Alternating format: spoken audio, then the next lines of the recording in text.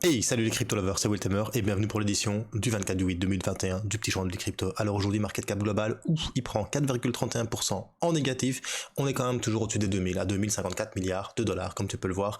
Ici, on a une Bitcoin dominance qui est à 43,9% et Ethereum qui est à 18,2%. Alors on a le Bitcoin bien évidemment qui chute. Je t'en avais parlé hier et on avait eu une figure sur les chandeliers japonais qui faisait penser qu'on allait peut-être chuter. Je t'expliquerai ça tout à l'heure lorsqu'on fera l'analyse technique du Bitcoin. Pareil pour Cardano, je t'avais dit il y avait des possibilités qu'on chute et effectivement c'est ce qui s'est passé aujourd'hui. Pourquoi? Va savoir, va comprendre. C'est peut-être fin du mois, c'est peut-être la fin du mois d'août. Les gens ressortent un petit peu d'argent pour pouvoir affronter le mois de septembre et pour pouvoir réinvestir massivement dans les crypto-monnaies et refaire pumper tout ça jusqu'à janvier. On va commencer avec le Bitcoin qui est 48 042 dollars. Il perd 2,85% mais il gagne toujours 4,77 en 7 jours. On a Ethereum qui est à 3179 dollars. Il perd 4,57%. C'est un petit peu plus important. Il ne gagne que 0,23 en une semaine. En conclusion, statu quo sur une semaine. Par contre, dans la Cardano, la petite Eda Wong de mon cœur qui est toujours en troisième position au top market cap à 2,71 $. On a quand même bien perdu par rapport à hier. Elle perd quand même 7,28%. Mais bon, 31,65% en 7 jours, ça fait toujours plaisir. On a le Binance Coin qui perd 5,85% à 468 dollars, mais bon, 11,32 en 7 jours, ça fait toujours plaisir aussi. Le Tether qui est passé de la 3e position à la 5e position, et puis le petit Ripple de Jean-Pierre Riffard qui perd 6,53%, ce qui le met dans le rouge pour les 7 jours à 1,15 $. On a le Dogecoin pareil, il ramasse 8,54%, 8,73% en 7 jours. USD Coin, 8e position, Polkadot de Magic War, désolé bro, aujourd'hui ça perd de l'argent, mais bon, tu l'as acheté à 10, il y a pas longtemps, conclusion, c'est pas trop grave. Il perd quand même 7,82%, ce qui les ramène à un taux négatif sur les 7 jours. Et on a Solana qui perd 2,02% et qui est toujours en positif de 6,48% en 7 jours. Et à noter que Terra Luna se rapproche de plus en plus de la Lune et du top 10 ton market cap avec un 9,74%. Il est bientôt 30 dollars, bro, 30 dollars. Dire que quand je commencé à en parler, il était même pas 1 dollar. Comment j'ai déconné de pas en acheter. Il était fait quand même 22,75% en 7 jours. On va regarder le top gagneur du jour, ladies and gentlemen. Nous avons Terra Luna, 9,73%, le Quant qui nous fait 6,79% et Avalanche qui te fait un petit 105,32% en 7 jours. Après on dit qu'il y a Cardano seulement qui pump, mais quand je vois Avalanche, la neige, elle ne fait pas que tomber, elle est en avalanche. 8,44%, c'est magnifique à voir. Et après, il y a quelques stablecoin et puis t'es dans le rouge tout simplement. Conclusion, aujourd'hui c'était peut-être une petite journée simplement de correction, un petit rebond comme il faut avant de repartir à la hausse ou pas. Encore une fois, n'oublie pas, moi je suis pas Madame Irma, je suis pas conseiller financier, je suis surtout encore moins analyste technique, ce n'est pas mon travail. Moi je suis simplement directeur d'un supermarché, mais je suis passionné des crypto-monnaies et on analysera quand même tout ça sur TradingView après les petites news. Allez, c'est parti, générique.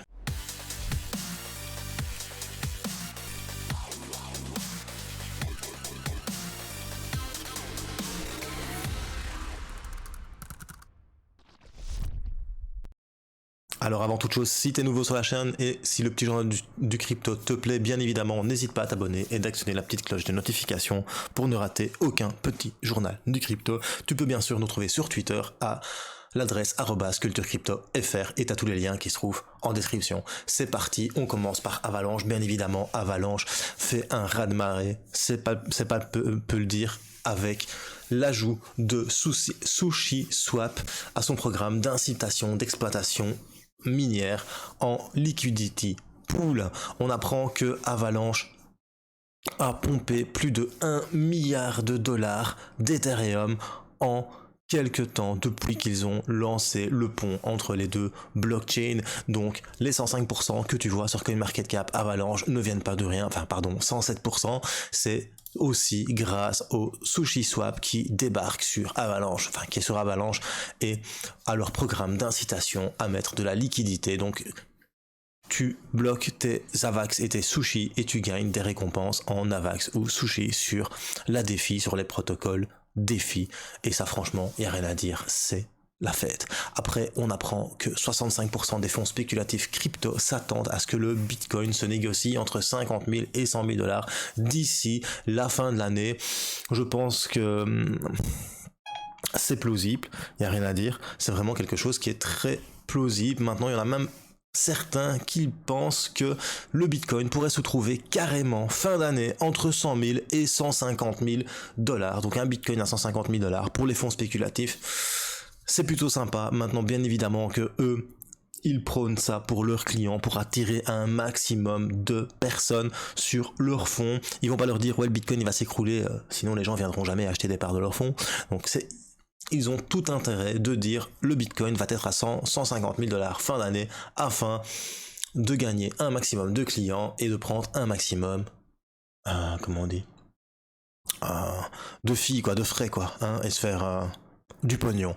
Alors, on apprend aussi que Citigroup travaille avec le régulateur américain afin de commencer à négocier des contrats à terme de CME Group. Ces contrats à terme, vous savez, sont autorisés aux États-Unis par la CFTC, c'est la commission qui s'occupe de toutes les valeurs mobilières aux États-Unis. Conclusion, Citigroup commence à faire des démarches supplémentaires auprès du régulateur.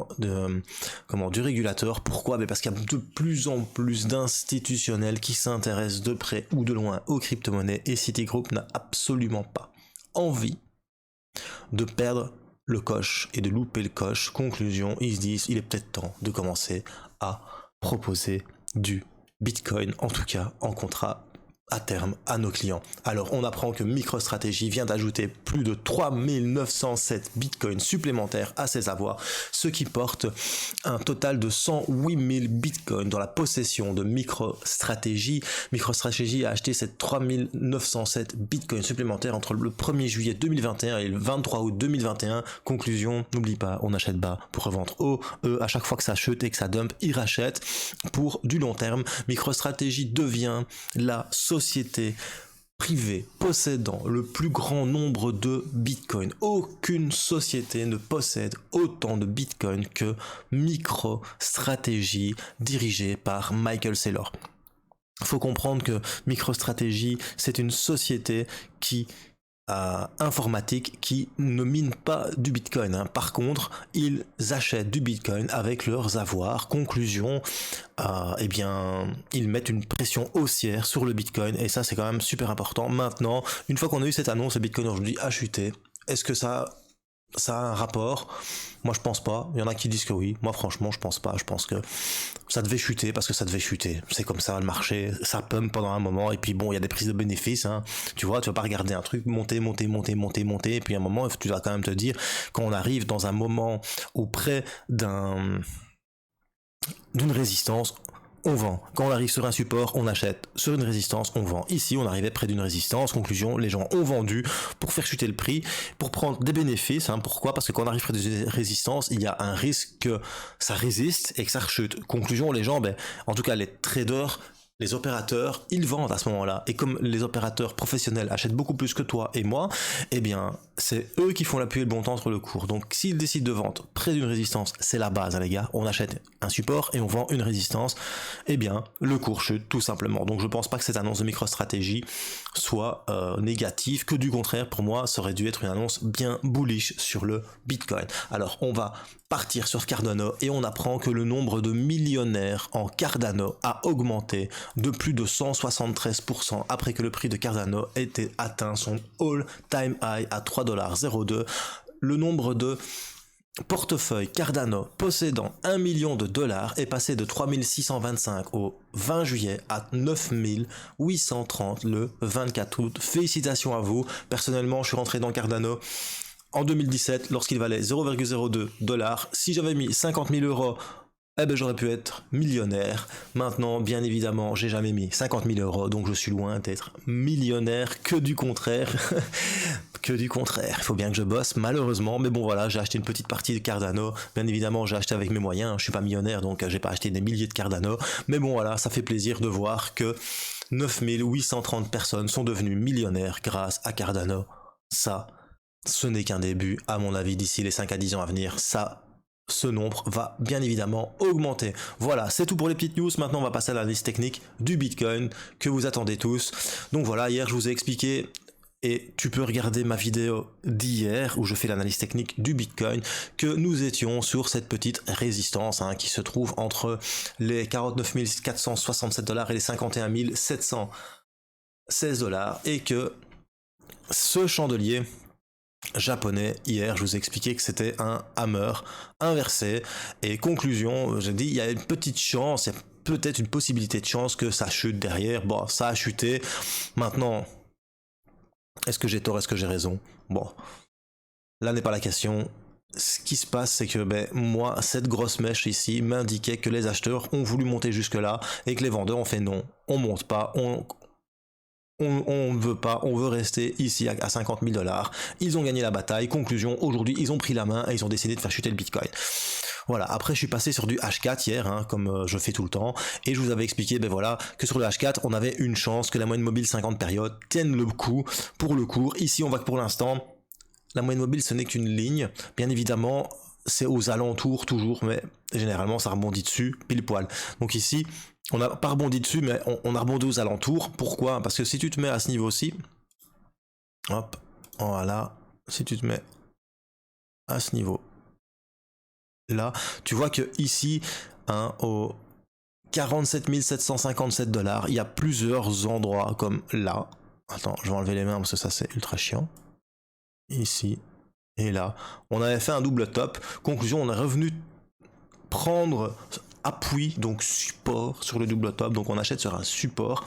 Donc est-ce que ce petit support H4 va tenir? Je ne sais pas, il y a quand même la moyenne mobile 50 périodes qui est là. N'oubliez pas, si la moyenne mobile 50 périodes cède, il y a des chances que la moyenne mobile 100 périodes ici vienne en renfort. Maintenant, l'espace entre les deux moyennes mobiles est assez court. Tu vois, donc je t'avoue que j'hésite, parce qu'il faut quand même un bel espace généralement entre les deux moyennes mobiles pour qu'il y ait un beau rebond. Ici, ça peut être recta, direct, le cours du Bitcoin s'enfonce. Hop, et j'ai mes Polaroid qui tombent, s'enfonce, tu vois, casse la moyenne mobile 100 et viennent chercher la moyenne mobile 200 pour faire un pullback sur la résistance du biseau descendant que nous avions ici en daily, que tu vois en ligne, les lignes bleues claires. Ou alors on va rebondir et c'était simplement un petit sell-off, une petite respiration sur le Bitcoin. Je t'avoue que c'est très compliqué de savoir. Maintenant, il y a quand même quelque chose sur du daily qui me fait penser que on serait peut-être bien en train de chuter. Donc comme je t'ai aussi expliqué hier, tu vois vraiment cette nouvelle impulsion haussière sur le Bitcoin qui est en train de faire un arc, tu vois, enfin, une fonction, une petite parabole comme ça, tu vois.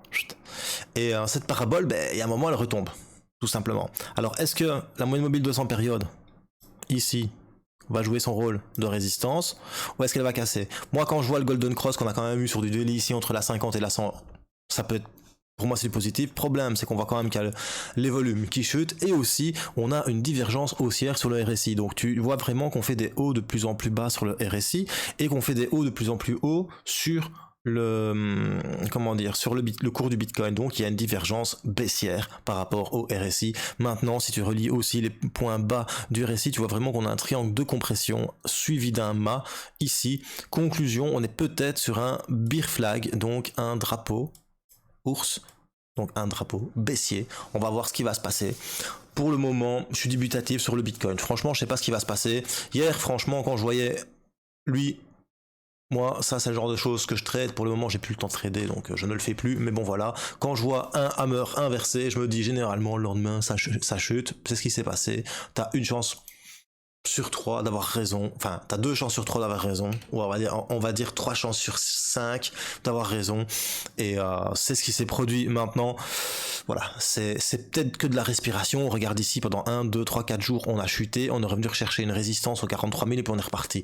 Donc on peut chuter pendant 3 jours, revenir chercher la moyenne mobile 200 périodes aux 46 000 $ et hop, repartir par le haut. On verra bien ce qui va se passer sur le Bitcoin. Maintenant, attention quand même à ce qui va se passer ici sur le RSI. Est-ce qu'on va casser vers le bas ou est-ce qu'on va repartir vers le haut? Telle est la question. Allez, on va quand même passer sur Cardano, parce que Cardano perd quand même, dévisse un petit peu et perd 7,11%. Donc hier, je vous disais qu'on avait atteint un all-time high de 3,02% et qu'après, il y avait de fortes chances qu'on vienne chuter. C'est ce qui s'est passé. Je vous avais tiré le Fibonacci et vous avez dit le dernier all-time high était ici et était assez proche des 23,60. Ce serait tout à fait logique que ça rebondisse dessus. C'est exactement ce qui s'est passé. On a rebondi pile poil sur les 23,60 à 2,59 $. Moi, je m'attendais quand même à 2,51 parce que ici, il y avait le dernier all-time high. Maintenant, voilà, c'est pas fini. Ce serait vraiment bien qu'on clôture comme ça. Ça serait même encore mieux qu'on clôture à la moitié ici, si tu veux, ici. Ça serait bien que demain, que cette nuit, on clôture ici à la moitié de la précédente bougie, parce que là, ça veut dire que ça aurait été vraiment une respiration. Et pourquoi à la moitié? Parce qu'en fait, du coup, tu aurais le corps... Mince, attends, hop, je vais te faire ça différemment. On va prendre un petit rectangle, voilà. On va te mettre ça comme ça. Donc, tu aurais ce corps-là avec une grande mèche. Tu vois? Hop, voilà. La mèche, on va la mettre au milieu. Si je sais, je ne saurais pas, forcément. Donc, tu aurais ce corps, hein, avec une grande mèche. Ça voudrait dire qu'en fait, les vendeurs seraient descendus jusqu'ici au 23,60. Et si on remonte jusque-là, si tu veux, le corps sera le double de cette mèche-là. Du coup, ça montre vraiment que les acheteurs reprennent la main par rapport aux vendeurs. Parce que n'oublie pas qu'un doji, ça te donne un combat entre les acheteurs d'une part et les vendeurs d'autre part. Conclusion, j'attends demain voir ce qui va se passer et surtout j'attends la clôture qui va se produire dans 5h44. Est-ce que le cours du Bitcoin sera au-dessus, de Cardano, au-dessus des 2,80? S'il est au-dessus des 2,80, il y a de fortes chances que demain ça reparte à la hausse. Encore une fois, ce ne sont que des chances et des probabilités. Donc on met ça là, on sauve et on verra ça demain lors du petit journal du crypto. Enfin, si j'ai le temps de le faire, parce que demain je termine à 20h, aujourd'hui je finissais plus tôt. Voilà, c'était Weltemer pour le petit journal du crypto. Si t'as bien aimé, un petit pouce bleu. Si t'as pas aimé, un petit pouce rouge. Et surtout, bro, n'oublie pas, choose life, choose freedom et choose Bitcoin. Peace.